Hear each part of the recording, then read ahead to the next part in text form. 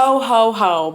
It is officially December 1st, which only means one thing to me, and that is that it's socially acceptable to blast Michael Bublé's Christmas album on repeat, top to bottom, every single day, morning, noon, and night. Other things this means, it's completely acceptable to start reading Christmas romance, and I figured to put me in the spirit, I would give a couple recommendations of ones that I've liked in the past, 6 to be specific, that are sure to get you feeling holly jolly. Yeah, I'm Allie, by the way.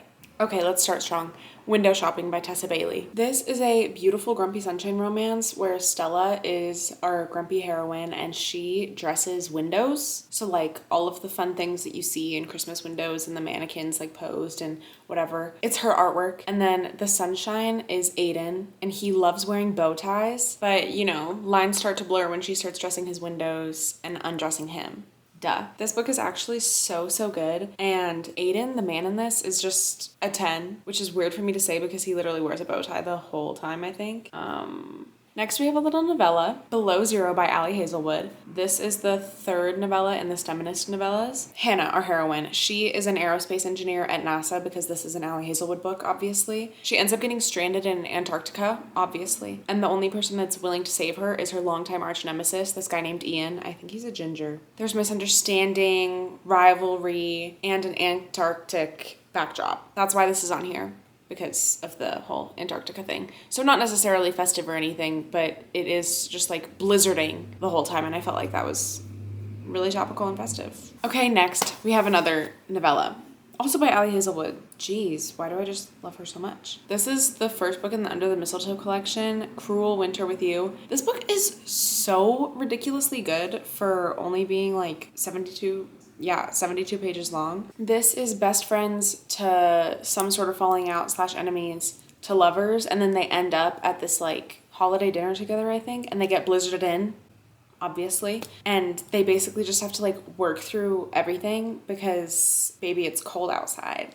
Like, it's just so good. It's just so good. Next, we have Resting Scrooge Face by Meghan Quinn. This is also a little novella. This is a pen pal romance. So basically, Nola, our main character, ends up getting broken up with, and this just like puts her in a horrible mood for the holidays. So when she ends up getting this mysterious letter from somebody named Scrooge, who's also hating the holidays, she's like, God, finally somebody who understands me. At the same time as she's pen paling with this man in person with some other man who's completely separate from Scrooge and totally not the same person at all. His name is Caleb. It's her ex from forever ago that broke her heart. And she's low-key realizing that she could still possibly have feelings for him, and like, that's so complicated, but also she's like talking to this guy named Scrooge, and man, you're just gonna have to figure out what happens. Next, My December Darling by Lauren Asher. This is one of my favorites. I love this so much. Catalina is in her sister's wedding. Her sister is marrying Catalina's ex, but for some reason it's just like not weird. I think that there's a book before this. Yeah, this is the novella, I think, to one of Lauren Asher's other series, but you don't need to read it. You just need to know that her and her sister's relationship is a little on the rocks because her sister's marrying her ex, and Catalina's like, I don't care, but I don't want her to feel weird about it. Then when we add in the X factor of her ex's best friend being super sexy and also really into Catalina and wanting to date her really bad, she's like, oh, but I don't want to mess up my sister's wedding, you know, more than I already have, all set to a beautiful Christmas wedding backdrop. Gorgeous.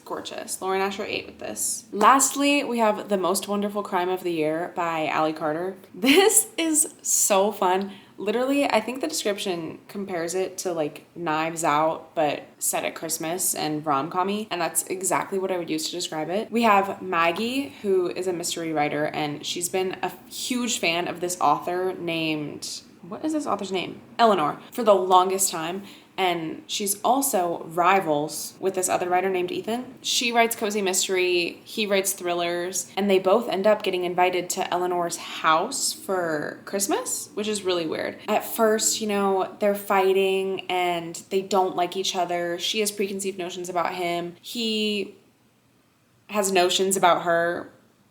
And basically they have to come together when one morning they wake up and Eleanor is gone. Like, this old lady is completely disappeared and they're left in the house with her family and these other people that she like invited, and they're like, why on earth are we here? This feels intrusive, whatever. And so once they get left in this house with Eleanor's family and these other random people that she involved, they realize that the only people who are in the same boat and can help are each other. And yeah, there are 6 actually good, pretty short Christmas romances to get you feeling festive and holly jolly. And I'll see you next time. I'll probably still be in front of my tree because I literally can't let it go.